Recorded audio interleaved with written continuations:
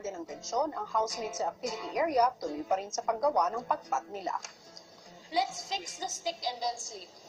Because we can't do anything without them. Ang girls naghanda na sa pagtulog pero ang boys tuloy pa rin sa paggawa.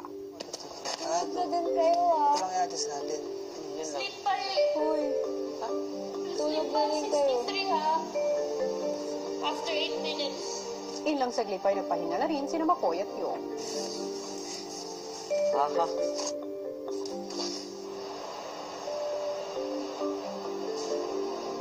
Natakot po kami kasi isang buong araw, 1/3 of our time ay lumipas na at wala pa po kaming ni isang gintong bola na napasa sa kabilang side. Yeah, I wasn't worried because you don't always get things just like that, you know. Kahit kuya yung first ball, hindi pa successfully nalagay.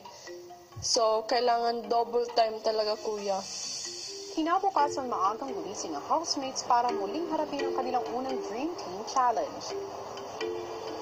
Kung ganado si Yong mag-isip ng diskarte para sa kanilang panungkit, si Kisses pinaghanda naman ang almusal ang kanyang mga kasama. Gusto ko, kuya, na kaming Dream Team is na maka-inspire ng mga tao sa pamamagitan ng pinapakita namin sa isa't isa na kahit competition, may love pa rin na namumuo, may care para sa isa't isa. Mahalaga po kuya na manalo po kami sa gagawin po namin kuya. Para madagdagan po kami ng 3.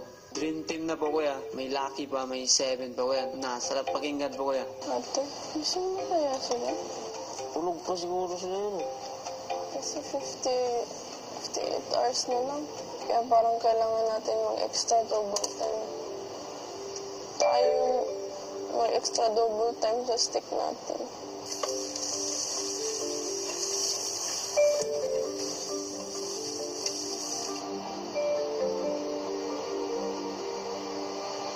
Sorry guys, nakatulog kami. Samantala sa gitna ng pagharap sa unang Dream Team Challenge, isang espesyal na araw pala ang kanilang ipagdidiwang ng magkahiwalay. Happy birthday. Baka sa daily supply merong pa-spaghetti. Wow! Kuya Nico! Happy birthday! Salamat, bebe.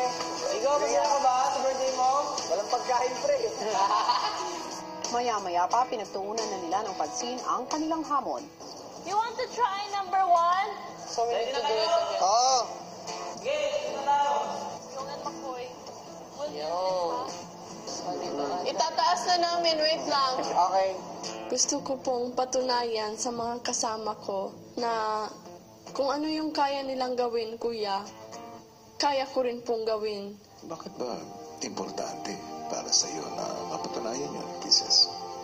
Siguro po, kuya, kasi nag-iisang anak lang ako. Gustong-gusto kong laging may napapatunayan ako sa mga magulang ko. Kasi nung bata po ako, super sakitin po talaga ako, kuya. Yung trato pa rin ng parents ko sa akin ever since bata ako, very protected. Hindi ko man po masabi sa kanila, kuya, pero minsan po parang overprotective na po, kuya. May mga times po na hindi ko na nararamdaman na kaya kong tumayo sa sarili kong paa. Kasi po, lagi pong kailangan andyan sila para sa akin. Mahirap po na hindi ka nakakatayo sa sariling mong paa, na lagi kang nakukonsider na mahina.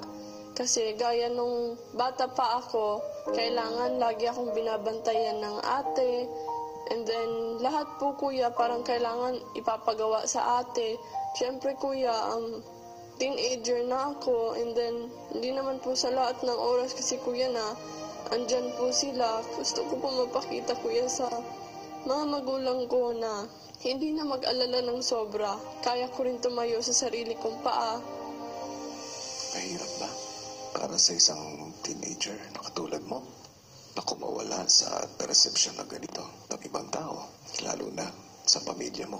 Kuya, napakahirap po mag-adjust kung nasanay ka na iba yung kinalakihan mo, tapos iba yung kailangan mong gawin.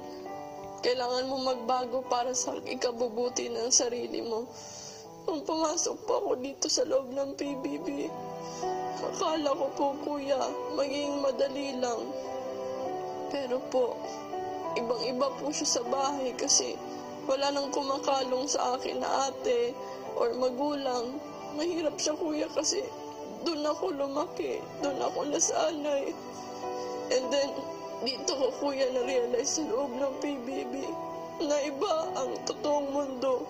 Darating ang oras na makikita mo na malaki ang mundo at saka hindi ka pa handa para dito.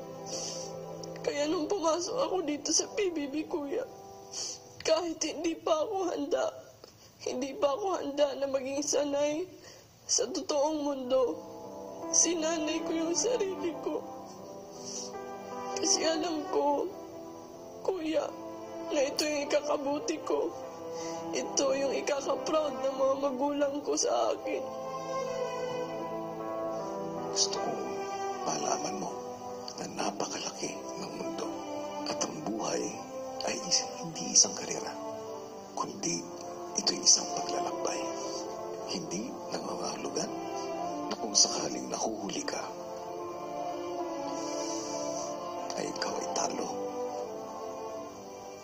o ikaw ay mahina. Ang importante, lagi kang pasulong at hindi ka umaatras. At yun ang nakita ko sa iyo dito sa loob ng bahay ko, Kisses. Salamat po, kuya. Bagamat lumaki ka na protektado at balot na balot ng pagmamahal, nakita ko na gusto mong tumayo sa sarili mong mga paa. Pagpatuloy mo kung ano man ang pinapakita mo ngayon sa Dream Challenges, Kisses. Maasahan niyo po, kuya.